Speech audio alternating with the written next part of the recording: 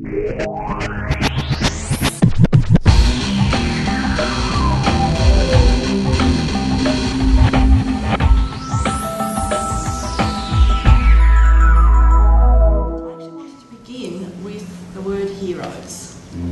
one of the first books of yours, I think, that I ever read was the book of that title. And something that I've really noticed in reading your work, looking at your documentaries and so on, is the way in which your view of heroes perhaps doesn't accord with the kind of common sense view of who is heroic in our society. So I wonder if you could just talk about perhaps some of the heroes as you see it that you've met. Well, it's very, very good to be here, and thank you for doing this, Diane, and thank you to Tom Bramble for inviting me. The heroes in that book, and I think have always been my heroes, are people we've never heard of, mostly. They're people who, against the odds, have challenged power imposed on them. They haven't always succeeded, they've sometimes failed, but they've expressed that human spirit that all of us, in the end, those of us who really want to change things in the world, all of us admire. So they're people in Central America, they're people in Central Australia, they're people in Southern Africa, they're people in the developed parts of the developed countries that have stood up against more subtle forms of censorship. So they are ordinary people. They are, I've no doubt, people in this audience who've made a stand in their own lives.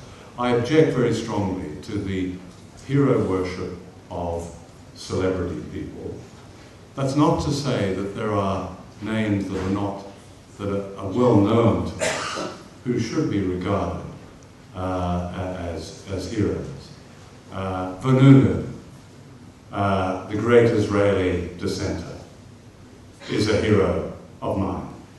This man who spent 18 years in prison and is still imprisoned, in effect, by the Israelis. A name that has just come to the fore, Mustafa al-Zaidi, the man who threw the shoes.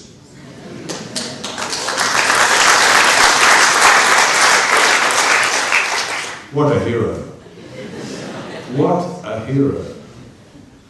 And when you read his explanation for doing it, he almost in, I think, probably about 100 words, absolutely demolished all the lies and myths about Iraq and about that invasion. So they're the heroes. Sometimes they're dramatic heroes like him, but they are mostly those people who've tried to make changes in the lives of their societies, be it in Nicaragua or Bolivia or Venezuela or Southern Africa, and in Aboriginal Australia. So it's a very universal application. Well, let me just get closer to the microphone.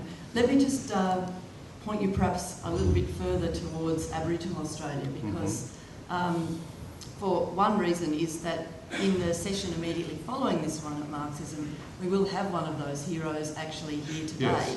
And that's Barbara Shaw, who has, since the beginning of the racist intervention into the Northern Territory Aboriginal communities, despite herself being subject to welfare quarantining and all the other apartheid-type policies, has spoken out from day one, organised, and tried to organise other people to have their voices heard.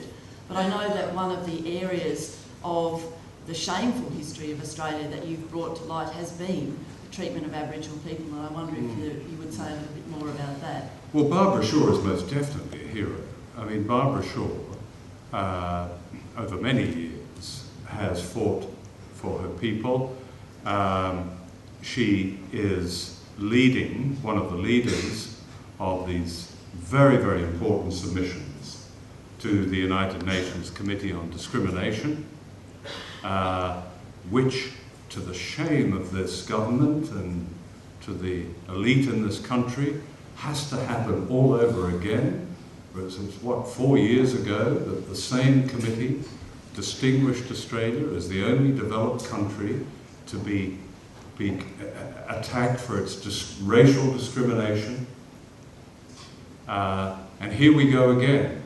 And Barbara Shaw is one of those who is involved with that. And that's terribly important, because my own view is that the Aboriginal struggle, whilst it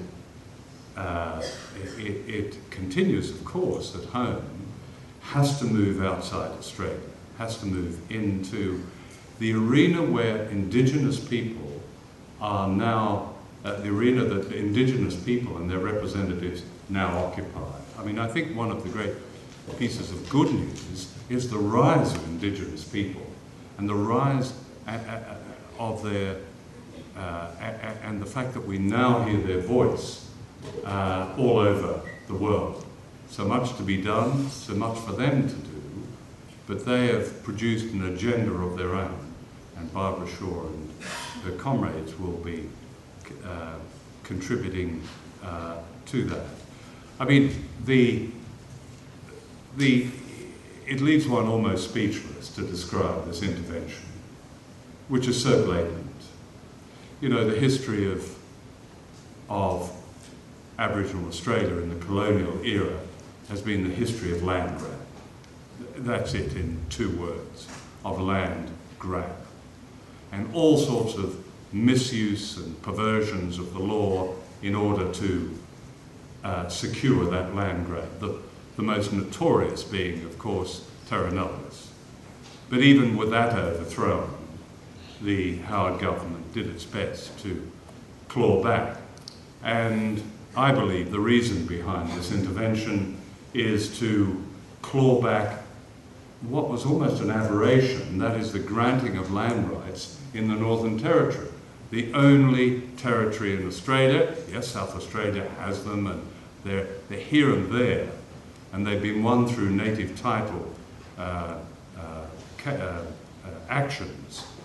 But the only part of Australia where they were legislated by the federal government is over the one territory that it controls, or then had direct control, and that was the Northern Territory. Northern Territory absolutely brimming in riches, natural riches, minerals and so forth, uranium, and that's, I'm not saying it's directly involved with that, but that's a major part of it.